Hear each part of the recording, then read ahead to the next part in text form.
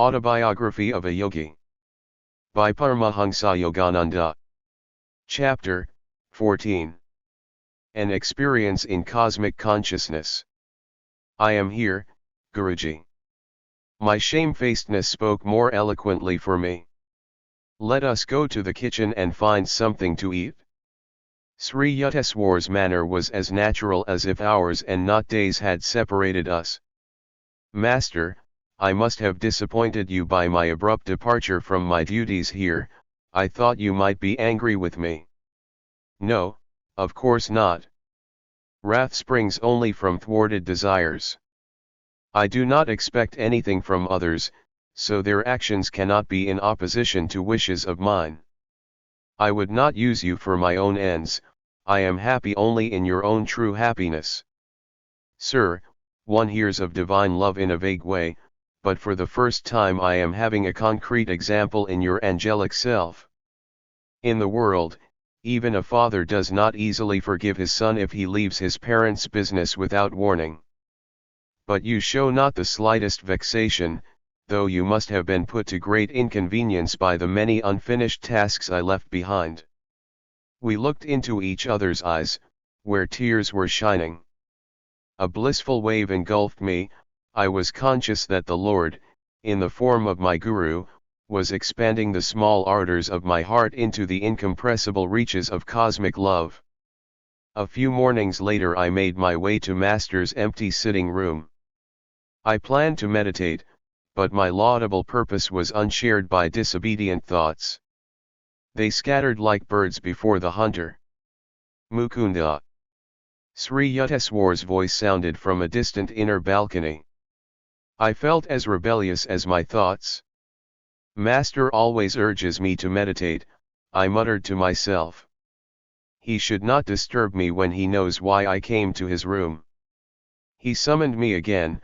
I remained obstinately silent. The third time his tone held rebuke. Sir, I am meditating, I shouted protestingly.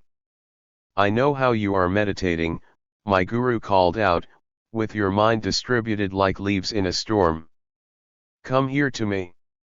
Snubbed and exposed, I made my way sadly to his side. Poor boy, the mountains couldn't give what you wanted. Master spoke caressively, comfortingly.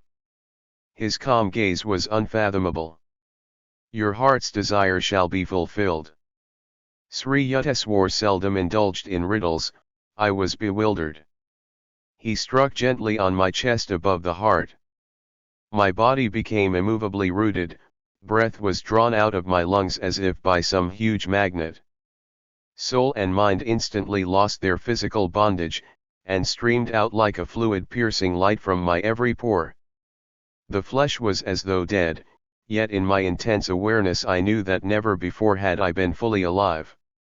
My sense of identity was no longer narrowly confined to a body, but embraced the circumambient atoms. People on distant streets seemed to be moving gently over my own remote periphery. The roots of plants and trees appeared through a dim transparency of the soil. I discerned the inward flow of their sap. The whole vicinity lay bare before me. My ordinary frontal vision was now changed to a vast spherical sight, simultaneously all-perceptive. Through the back of my head I saw men strolling far down Raigat Road, and noticed also a white cow who was leisurely approaching. When she reached the space in front of the open ashram gate, I observed her with my two physical eyes.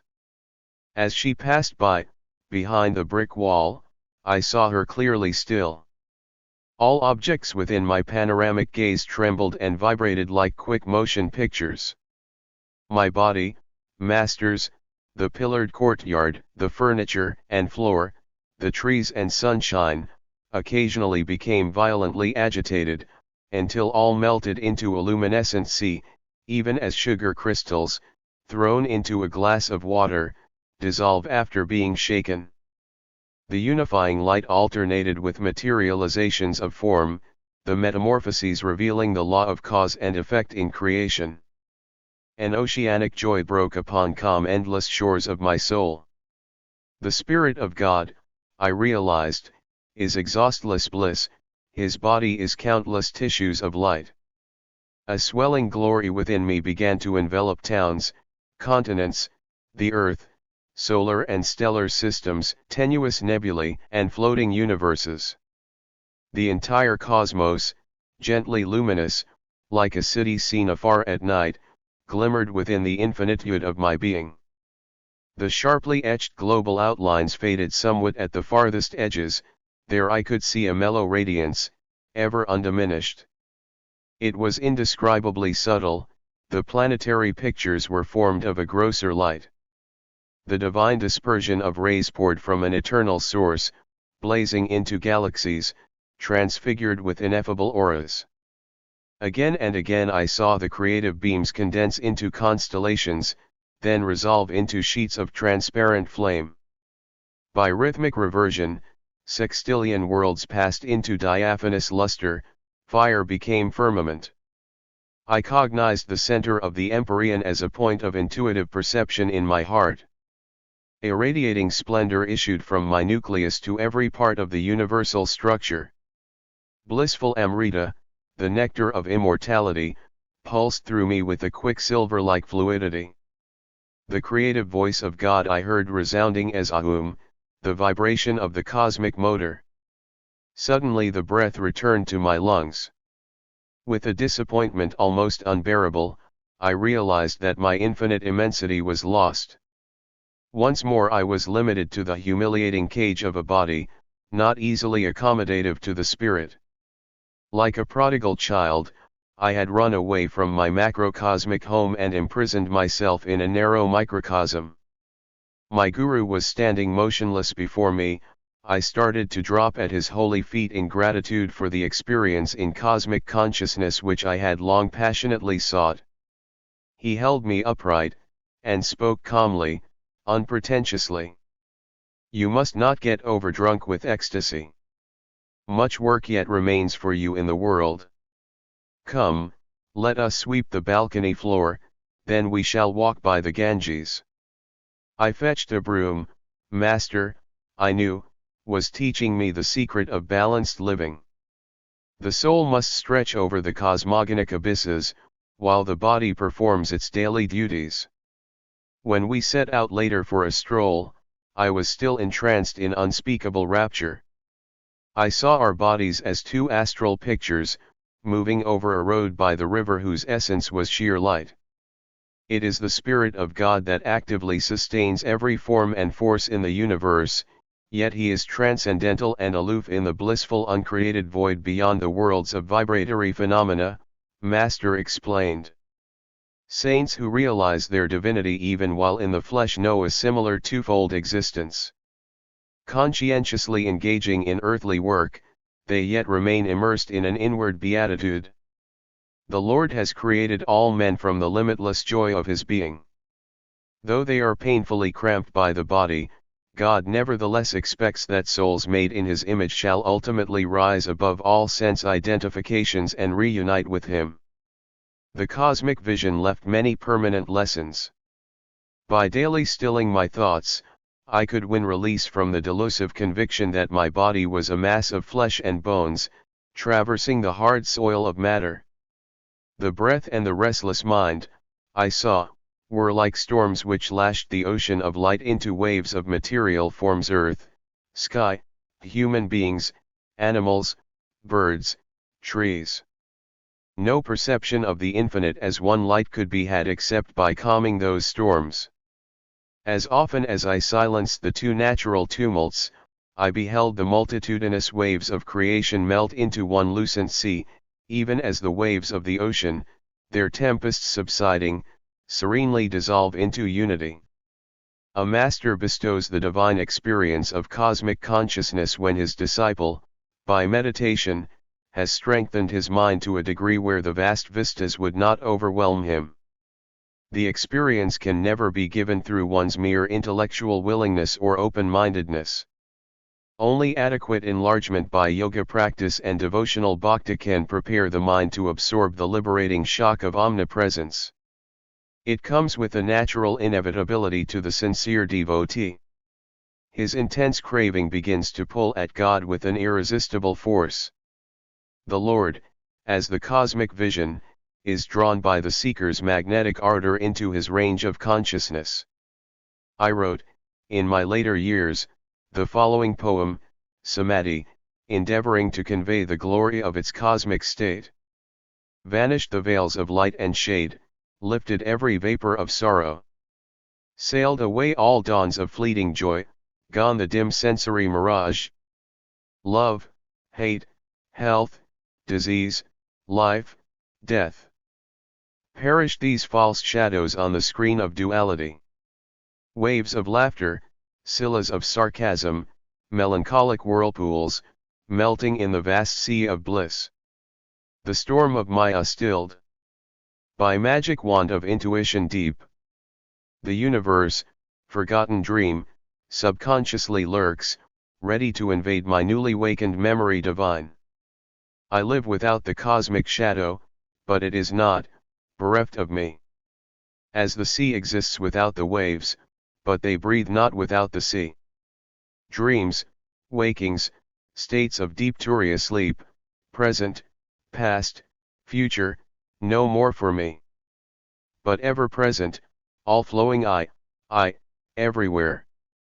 Planets, stars, stardust, earth. Volcanic bursts of doomsday cataclysms, creation's molding furnace. Glaciers of silent X-rays, burning electron floods. Thoughts of all men, past, present, to come, every blade of grass, myself, mankind. Each particle of universal dust. Anger, greed, good, bad, salvation, lust, I swallowed, transmuted all into a vast ocean of blood of my own one being. Smoldering joy, oft puffed by meditation blinding my tearful eyes. Burst into immortal flames of bliss, consumed my tears, my frame, my all. Thou art I am thou. Knowing, knower, known, as one. Tranquilled, unbroken thrill, eternally living, ever new peace. Enjoyable beyond imagination of expectancy, samadhi bliss. Not an unconscious state. Or mental chloroform without willful return, samadhi but extends my conscious realm beyond limits of the mortal frame. To farthest boundary of eternity where I, the cosmic sea. Watch the little ego floating in me. The sparrow, each grain of sand, fall not without my sight. All space floats like an iceberg in my mental sea. Colossal container, I, of all things made. By deeper, longer, thirsty, guru-given meditation comes the celestial samadhi. Mobile murmurs of atoms are heard. The dark earth, mountains, vales, lo. Molten liquid. Flowing seas change into vapors of nebulae. Aum blows upon vapors, opening wondrously their veils, oceans stand revealed, shining electrons. Till, at last sound of the cosmic drum, vanish the grosser lights into eternal rays of all-pervading bliss. From joy I came, for joy I live, in sacred joy I melt. Ocean of mind, I drink all creation's waves. Four veils of solid, liquid, vapor, light, lift aright. Myself, in everything, enters the great myself. Gone forever, fitful, flickering shadows of mortal memory. Spotless is my mental sky, below, ahead, and high above. Eternity and I, one united ray. A tiny bubble of laughter, I am become the sea of mirth itself.